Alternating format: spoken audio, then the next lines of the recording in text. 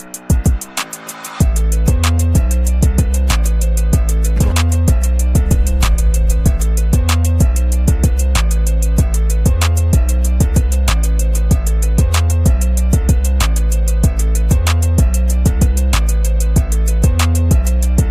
and welcome to another exciting episode of the Andre The Beast Crayton Show.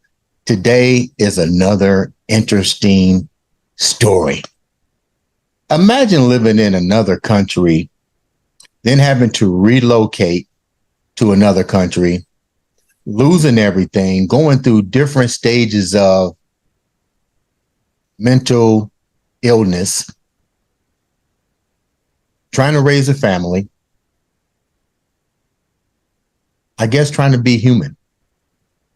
We have on the show a young lady who actually has gone through these different trials and tribulations and has truly overcome. I'd like to welcome to the show, Lorraine Ladish. Welcome to the show, Lorraine.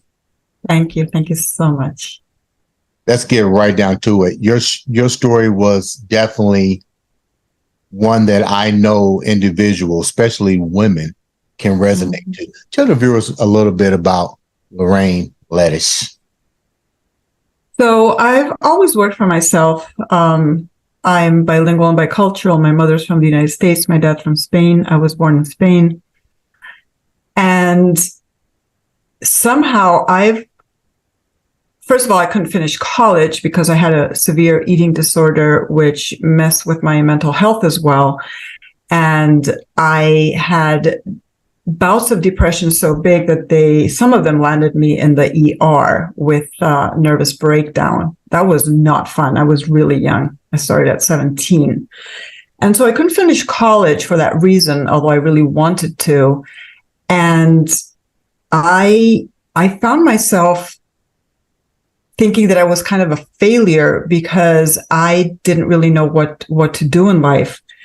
And I spent my teens and my 20s, I would say, trying to simply move on from the trauma of being separated from my mom at a really young age, of being in a different country, of trying to function in society while battling with mental illness. But somehow, thankfully, being bilingual had me kind of fall into being a language interpreter, translator, and in a failed attempt to control my eating disorder, but also for my own mental health, I became a fitness instructor. So I managed all these things while at the same time kind of choosing relationships that represented something that was not attainable, like men who were not faithful or men who were not into having a relationship. And as much as I realized or felt that it was hurtful, it was what was familiar to me. And I think a lot of women when asked, why do we stay in those relationships or why do we choose them? It could be because, and I realize this now at being 60, is that in my 20s, that felt normal. And someone who was perhaps not the best choice for me felt normal. And that is possibly why women stay in abusive relationships and in situations where they should not be. When I was 29, I thought that I wanted to do something really significant before I turned 30. And I wanted to be a writer because my dad was a writer, my grandfather was a writer. And I wrote and published my first book in Spain, in Spanish, and the title was I Feel Fat, because it was not about being something. It was about feeling some certain way and how that affected me mentally and emotionally and even physically. The book got a bunch of attention in Spain. I was very excited and happy, but at the same time, it put a lot of pressure on me, and I was getting letters from young women delivered to a PO box because we didn't have internet back then. And some of these girls were saying, if you don't answer my letter, I'm gonna take my life. And that was felt very heavy to me at the time. And it caused me to relapse and fall into my eating disorder and back into depression. Look, Lorraine, let me stop you there for a minute, because Man, that's a lot to take in at such a young age. You mentioned abandonment. Mm-hmm. Take me into the mind of a young girl whose mom is not there before we even recognize the other things that's about to happen in your life. How old were you when this happened, and what was going through your mind seeing other individuals and realize you're in a different country? You're not in America. What's that like? So it was bizarre because I was 5 years old and I was living in the United States. And the way I recall it is that my sister, who's 2 years younger, and myself, we were playing with a cousin in Pittsburgh, Pennsylvania. And we were in a pool, and my dad showed up and said, "We have to leave, put your clothes on." And the next thing I know, we're in an airplane. The next thing I know, we're in Spain. My grandmother opens the door crying. And I don't see my mother ever again until I'm 12. And nobody talks about it. Till to this day, nobody talks about it? Well, not back then. Like, it's between the ages of 5 and 12, you are taken to a different country. You don't know what's going on, and nobody mentions why your mother didn't come with you, right? And it's all much more complicated. Like, now that I'm an adult and I've talked to my father, my mother was not exactly a fit mother. And was dealing with alcoholism. Later on, she had a stroke, a massive stroke a few years later. So that was hard to contend with as a kid as well when I saw her again. But I have a feeling that whether it was in our best interest or not to be separated from our mother, the fact remains that as a child, if nobody tells you what's going on, then you grow up with that insecurity and with that fear, maybe. And I couldn't articulate it at the time, but possibly with that fear that anybody could leave me at any time. How was it when you get to Spain at 5 years old did you have your other sister at that time too? Yeah, she stopped talking completely. She was so traumatized. Like, how did your dad get over this? He's got to raise two daughters in a house.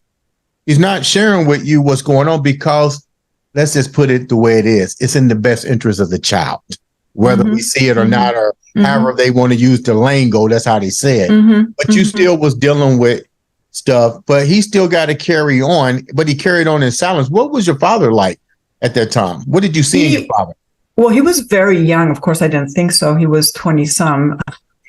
I shudder to think how young he was, but to me, he was a grown man, but he was 29. And my grandmother and my grandfather, it was post-war Spain. Spain had a civil war, and my grandfather had been in a concentration camp in Spain after the Civil War during a dictatorship. And that had been the reason that my dad actually came to the States in the first place. And so when we went back, my Spanish family just received us with open arms. They didn't like the situation, but my grandmother stepped in. She was in her 50s then, which is funny because that's younger than I am now. And I thought of her as an older lady. And she took us on, and we really kind of gave a spark to her life. And she helped my father raise us. But I have to say that my father did give us a stupendous education. He worked really hard to make sure that what we were lacking in one area was made up for in some other area. And I remember being with him a lot. Like, he did a lot of things with us. He would take us to bookstores and buy books for us, read to us. He's the reason I got into sports. He started running with me and practicing yoga. And I do remember him being terribly sad because to this day, I think my mother was the love of his life, and he didn't really want that divorce. You see your mom. It was hard. See your mom at 12. I see my mother at 12, and she's had a stroke. She's had a massive stroke due to an aneurysm. And to me, like, I couldn't understand that because she was impaired to a degree, and I kept trying to ask her, why didn't you come sooner? Like, why? Because my grandmother and my grandfather loved my mother, and they wanted her to come and come to Spain. But But she actually, one of the things that happened is that my dad came. This is the first time I think I'm talking about this in public. Is that my dad came back to the States to talk to her, and my mother put him in jail. What? Yeah, yeah. But he had offered for her. Were you still 12? No, that was younger. That was at the very beginning. I didn't know any of this. Like all of this was, I learned after. But then, so I don't know that all this is going on as I'm growing up. But when I see my mother again, it's like, why didn't you come earlier? Like, why did you wait for all this to happen? And to this day, that is one of my unresolved issues that I might never have closure with. Your dad never told you why they put him in jail? Yeah, well, they accused him of kidnapping and kidnapping. Yeah, and so he got out of jail. His uncle bailed him out, and he went back to Spain and said, "I'm never coming back," which he did come as an adult. But he was lucky that they didn't put no travel. Yeah. We were all lucky on many counts. Did they? How did you guys manage to not get taken by child services? Because we were in Spain, and I guess my dad hired a lawyer, and they were looking at the best interests of the kids. Okay. And however it happened, we ended up with him, and that's how it was decided. I do not know the ins and outs. And we're talking about, remember back then, no internet, it wasn't easy to make international phone calls, so it's not like now where you have easy access. So you go back. Your dad goes back to Spain. The best interest is him raising you and your sister, but you're still a female. What were you missing growing up as you got older? Like the longing for your mother. What were some of the things that you look back on now that was probably missing that may not, if you had it, you may not have gone through some of the things that you went through?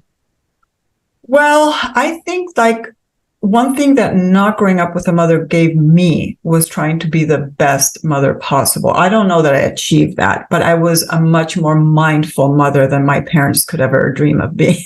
That's for sure. Even my grandmother. And my grandmother being Spanish, it's like in the States, at least for a certain part of the population, it seems like there's a lot of helicopter parenting now where parents are on top of their kids and they cushion them from everything. We weren't cushioned from anything, except for the not talking about the divorce and all that. But it was like my grandmother loved us, but she could be like the typical Hispanic grandmother who goes after you with a slipper and hits you on the butt. That's what we grew up with. But thinking back, it was my grandmother was the one person who always forgave us everything. Like my dad could keep a grudge. My sister could keep a grudge, but my grandmother always forgave us everything. So between my grandmother and my grandfather, we were pretty well taken care of. But as I grew older, my dad remarried, and he remarried a woman 10 years older than me. And that is the difference between me and my younger half sister and half brother, more or less. So that was really hard because in Spain, people didn't get divorced. Men had mistresses, but it was a part of society, but they didn't get divorced. That was like not okay. And the fact that my dad was married to a woman that was not much, well, she was older, but not that much older. And it was very embarrassing for me. It was like, I felt this embarrassment of going to school and seeing that other people had two parents and everything seemed normal. Maybe it wasn't normal, but. Did you get along with the new? No. No. They dealt with the quickness. No. No. But here's the thing that I have a lot of more empathy for her when she's still there. She's still with my dad, and we're still only 10 years apart. But I am 60 and she's 70, as opposed to being 10 and 20. That's a whole other ball game. But I feel bad for her because she had to put up with this guy who brings two daughters, and in a country where that is just not done. Her parents didn't want her to marry my dad. You mentioned you wrote a book. Mm-hmm. And we talked about that. What were some of the things that you was going through when you wrote the book, I Feel Fat. I know it had nothing to do with weight because you were struggling through being bulimic and so forth. Do you think that the absence of, and I'm not a therapist, I'm just asking, but I did stay at the Best Western. Do you think the trauma from your mom and then the new insertion of a new stepmom that's not that much older than you, what was the reason for you being bulimic? Because you don't have a weight problem. And then how did it translate into writing all your emotions into a book titled Fat? So if you had asked me this question when I was 29 or 25, I would have said, no, that has nothing to do with it. But now I know better. And yes, of course, the trauma probably had a lot to do with that. My sister became an alcoholic, and I became addicted to eating way too much and purging and starving myself as well. The trigger actually was something physical. It was seeing my grandmother and my stepmother follow a diet, and then some kind soul at school telling me that my thighs were too big. And then I launched on myself on my first diet ever. And that it was like a switch. It was like being addicted to a drug, but the drug was food. Somebody said one thing to you and it just sent you. It sent me on a diet, and that diet triggered the unhealthy thoughts of food. And it's honestly, I mean, I've met addicts. I have addicts in my family. I know a lot about addiction firsthand after reading about it. And that is just no different. Like it's less, how would I say this, less glamorous, because somehow saying I'm addicted to cocaine kind of sounds more like, oh, I get that. But I'm addicted to eating and purging sounds like a first world problem, which it probably is, by the way. Like when I was younger, I was like, no, this is very, a valid thing to go through, which it is, but it is also a first world problem. I don't think that this happens in countries where food is scarce, and they probably do other. What was the key issues in the book, your first book, I Feel Fat? What was the key? What statements were you trying to make in that? Because you're young. Do you really have your thoughts? Do you really recognize that you have issues? I don't think we recognize we have issues until much later. So what were you pouring into this first novel about? Well, yeah. Well, first of all, I did not think I had it all together by any means. I knew I've had this, and I don't know why, I've had the curse and blessing of self-awareness, which is hard to live with, because when you're aware of your flaws, which many people are not, it can also make you feel, well, I should be better than this. I should have this figured out. Why is this happening to me? So what I did want to do was raise awareness, because in Spain, there was little to no awareness about mental health, depression, and definitely anorexia, bulimia, and both of them combined. I would go to psychiatrists and say, I have bulimia and I have anorexia and this, and they would say, what do you mean? What is that? Explain. So because I had access to American magazines and I could read all these things, I was like, yeah, look, Jane Fonda has it, and Lady Diana has it, and these other celebrities have it. So I decided to write a book to raise awareness, because I could not say, and I didn't say, that I was cured at the time, because I did not feel that I was 100% cured or recovered. So I knew that I wasn't presenting a solution. Right. I was just, and in fact, it was so well received that some doctors from universities in Spain and from hospitals would recommend my book. And one of them wrote the foreword to a different book I wrote later on with much more awareness and being older. But to me, the fact that there were doctors endorsing the book, maybe they wouldn't do it now because there's a lot of explicit stuff that I'm sure that would be would not be okay, because in this day and age there's a lot of concern and valid concern about triggering people or teaching them things they might not know. It's like writing a book about addiction, and then somebody comes out of it like, oh, whoa, this is how you get the drugs and this is how you do them. And so it was kind of like that. But it was not meant that way when I wrote it. Were you amazed at let me put this the right way. Were you amazed at your age, the levels of medical terminology in the different cultures?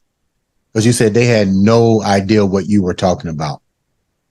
Well, there were doctors who were specialists and they knew what I was talking about, but the doctor at large, the regular psychologist or psychiatrist, did not seem to know what the hell was going on. And I remember even going on a quest for, let me try. I mean, this is something that is advantageous in Spain, is that, first of all, healthcare is cheaper than here. Even private healthcare is very affordable. And so I had the privilege of living in that environment and being able to shop around and I'm not talking about somebody having a lot of money, but it being affordable enough that I could do that, like a copay of $10 or $5. And you could go and shop around for a psychiatrist. That you cannot do in the States even today. And that's when I realized, oh my God, there's this big thing where people are, even the publishers said, is this a thing? Like I sent the book to several publishers and kind of bluffed my way into publishing it. And by telling them I was going to be on a TV show, and then I would write to the TV show saying my book is going to be published. And then it wasn't untrue because it was eventually published. But anyhow, I kind of did what one does when you're young and don't know that things can't be done. You set goals for yourself. By the time you got to 30 years old to 37, were these goals, did they incorporate marriage? Yes, definitely. When I was really young, and perhaps because of and I really don't know if it had to do with having a mom or not, but I always knew I wanted kids. I always knew that. And I said that I wanted to be a young mom. If I didn't have kids by 25, I would not have children. Okay. Haha to me, because I didn't have children by 25. And by 35, the clock was ticking. And I remember telling my grandmother, I want to have kids. I don't care how I have them, but I want to have kids. And then I met this guy who was younger than me, and he seemed very, like a breath of fresh air. He was younger and seemed like full of life. And we had different things in common, like both speaking English and Spanish. He was half American and raised in Spain. And anyway, the thing is that I did say, hey, if you want to have a relationship, do you want to get married and have kids? Because if not, we're not even going to date. And so we ended up getting married a year later. And I did realize at the time that this perhaps was not a solid person to have kids with or even a marriage. But I was already married and I was in love. And I had kids. I had my first one at 37 and the second one at 40. And I always say that my kids saved me because somehow, and again, I always throw this cautionary words out there that, on the contrary, many women who suffer from poor body image or mental health problems or any kind of eating disorder, pregnancy and childbirth tends to exacerbate it, to make it worse. In my case, it was the opposite. How was your relationships? Let's go back a minute. How were your relationships prior to that? You came from a strong father figure. Did you attract strong guys like your dad that knew what to do, blah, blah, blah, blah? or was it reverse psychology for you before? Because think of it, for instance, you're now all of a sudden you're asking somebody to marry you. Like, did you have great relationships prior to this guy? No, my longest relationship between the ages of 23 and 29 or 30, it was with this guy who was 11 years my senior, and he had 2 children who I still have a relationship with the kids. Not him. He died a year ago. But he being older, I guess I was looking for for my father all over again, maybe. My father and him did not get along for good reason, because my dad saw through him, and I just thought my dad didn't want me to be happy.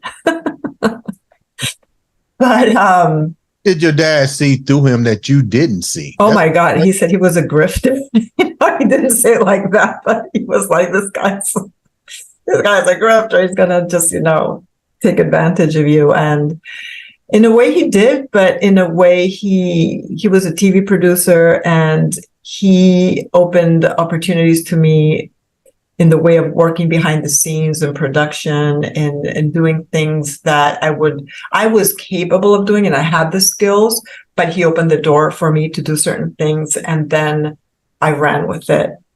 And I learned a lot, and had life experiences, like working in the Olympics in Spain in 1992, in a surveillance project and things like that I would never, he pushed me always to do things that were beyond my capabilities. But then when it comes to the relationship, he didn't want to have more kids. And of course I thought, as many women do, I have found, that you think you can change the person. And if he says, I don't want kids, your love is going to make him want kids. Well, no. And I am, I guess, kind of glad that it didn't happen. But he also, and I found that out later, that he was cheating on me, and he was paying high-class prostitutes and doing coke and spending our money like that. So, did you relapse?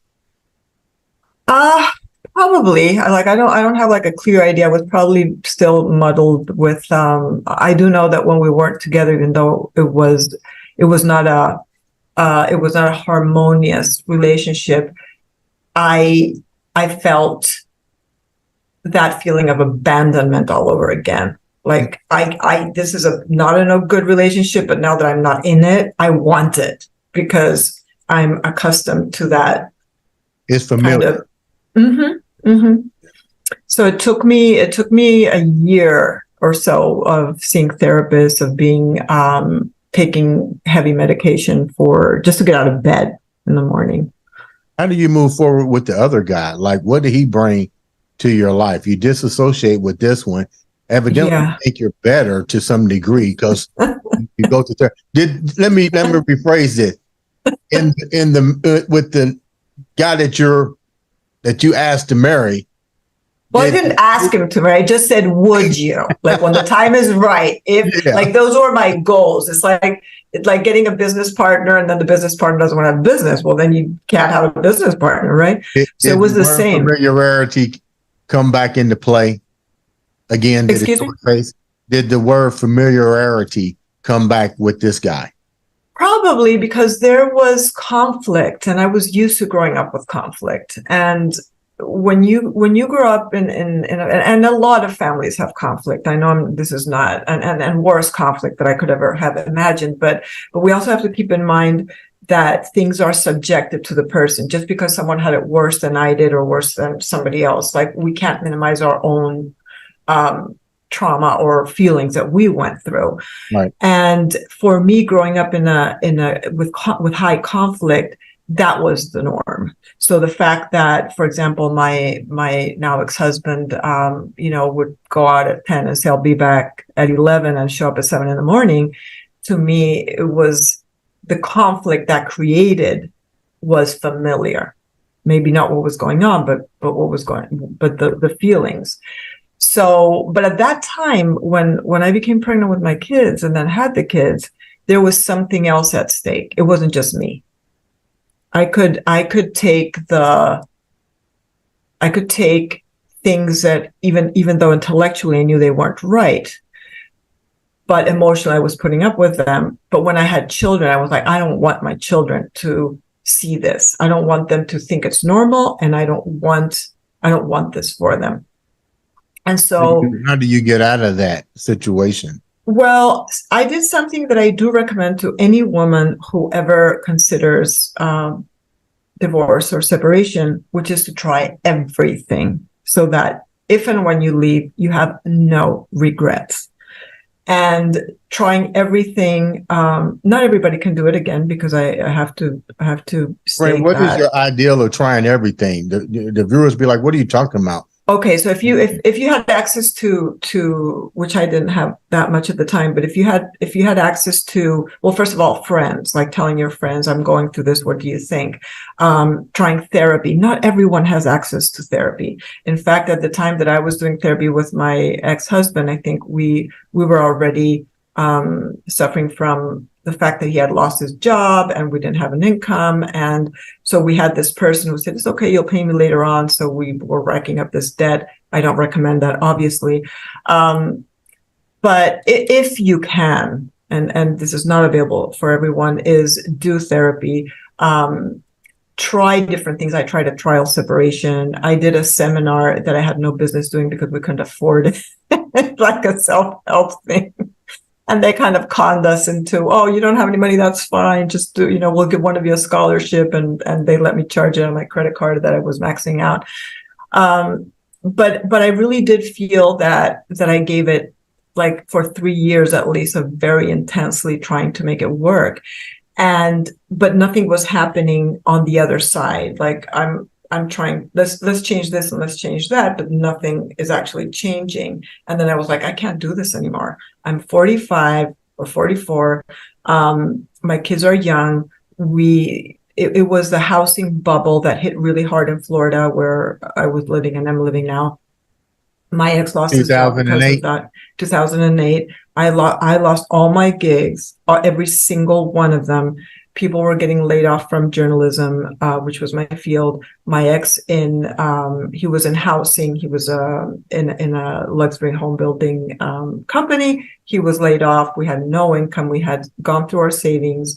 Our families weren't here. And I had racked up a ton of debt because not being able to have any income, I was just putting out like a certain amount of money out of my credit cards every month just to live. I thought I was doing the right thing.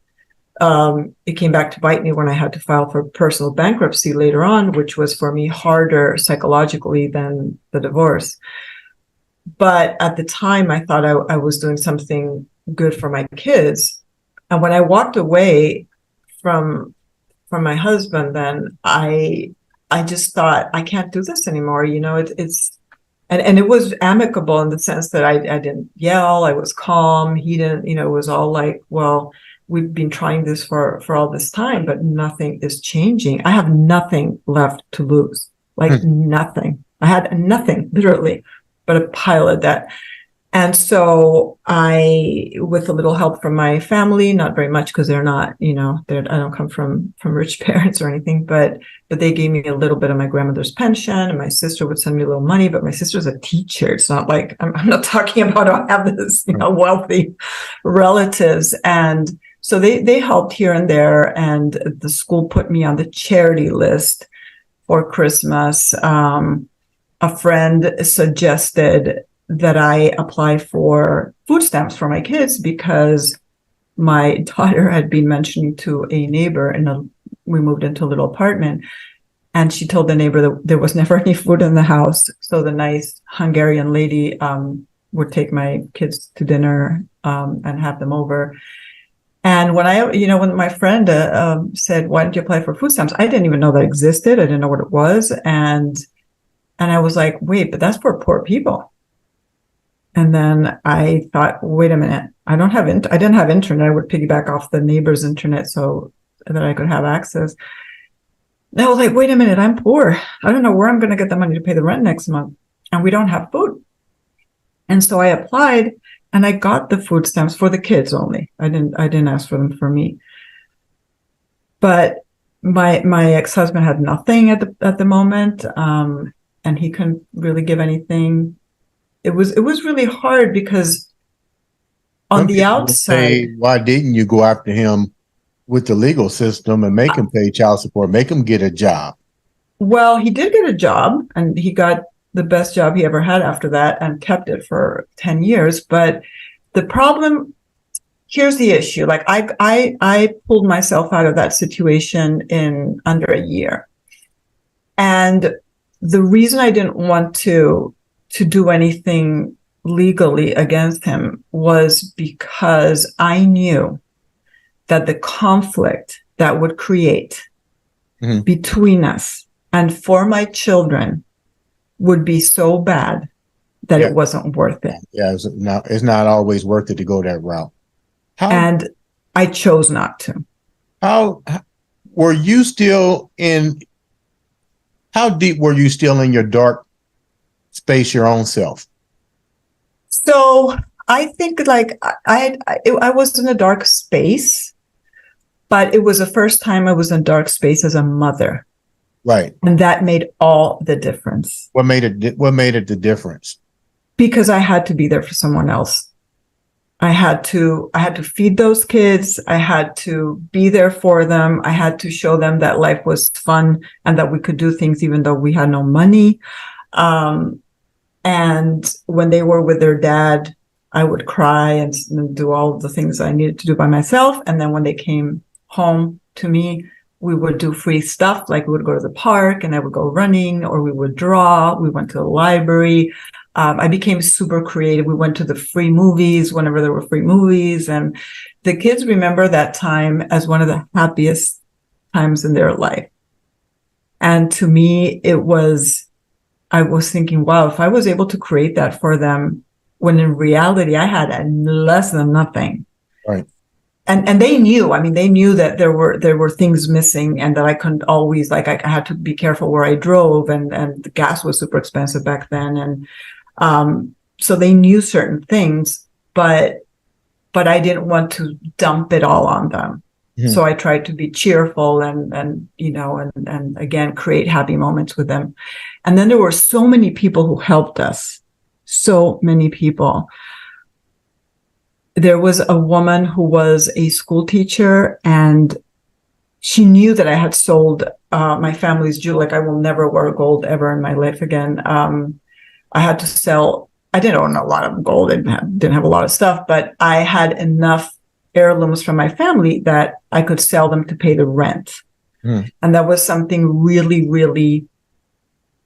It was emotional for me, because every time I was handing the jeweler something, it was like, okay, this was my grandfather's ring when he died, and this was the ring my grandmother gave me, and this is, so there were things that meant something. And but I had to pay the rent, so they went. And I mentioned this to someone, and this woman ended up asking me to go to her house.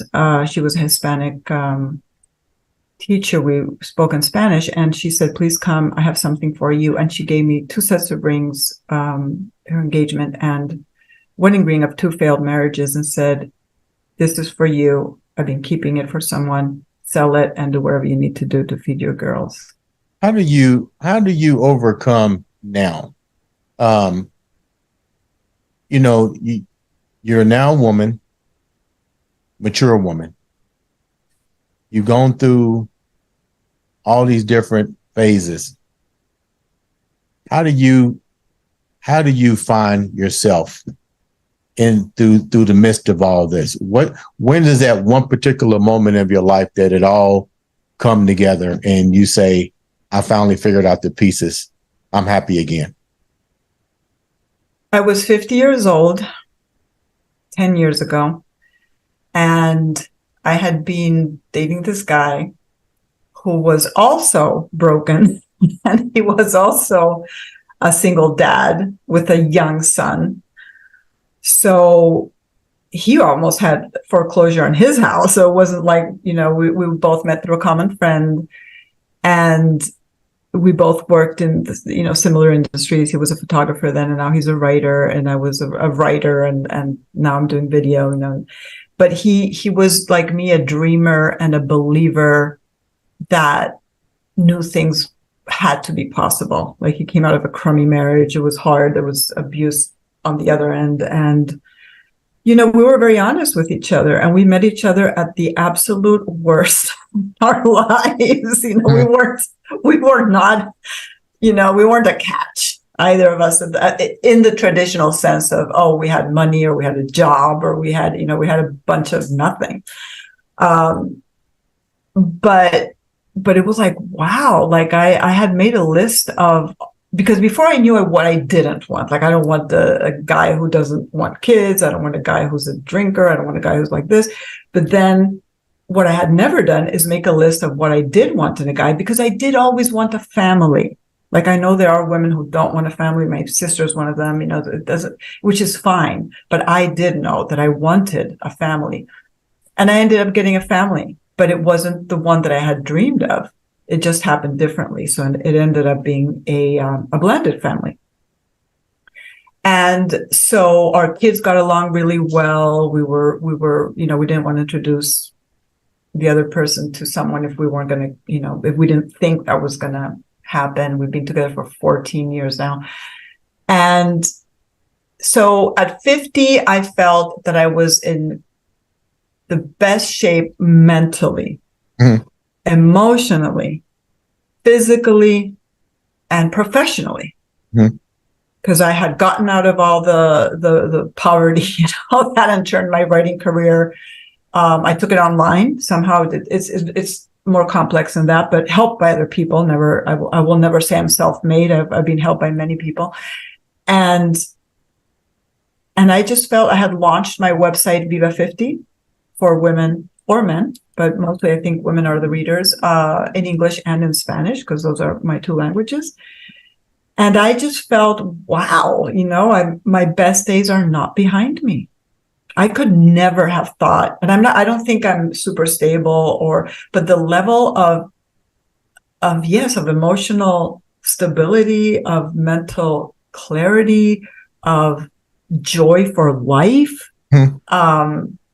that I've achieved, to me at 20, that was like a dream. You look back on your life before we wrap up. You look back on your life. What's 3 things that you wish could have been different, looking at it down to where you're at currently? Nothing. That's a good answer.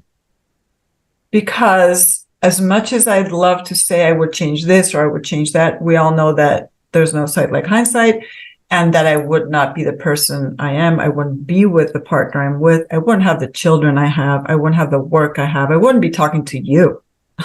So it's amazing how you went down this one road. I'm looking at your story. You know what it is? I call it the crossroads, because you wrote down everything from 29 to 30 to this and then that. But obviously you had to veer a little bit, but it still brought you back to where you was at, where you got everything you wanted. You might have taken different paths to get to that destination. And those different paths did have hurdles, did have stumbling blocks. But in the end, you got a beautiful blended family. Out of this story, what do you want the people to remember most of all about your journey? I think maybe pride can get in the way of a lot of people. I think I am possibly fortunate that I don't feel that I can almost talk about anything as long as it doesn't affect anyone else I'm with. Like I'm free to tell my own story. I was not embarrassed to say I have nothing. I realized it could happen to anyone. And maybe, maybe not let pride get in the way, especially if you have kids, especially if you have somebody else who depends on you. Also, your worst moment is like a little blip in time. In your whole life, it's nothing. How can the viewers reach out to you?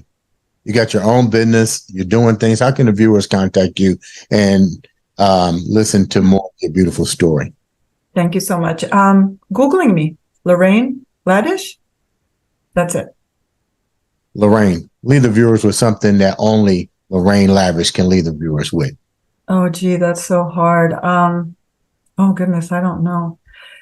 I think, okay, one of the things that has helped me the most in life, especially as I've grown older, is to be able to say, I don't know, when somebody asks me something that I truly don't know. And it's okay to say that. Ladies and gentlemen, this has been another exciting episode of the Andre The Beast Crayton show.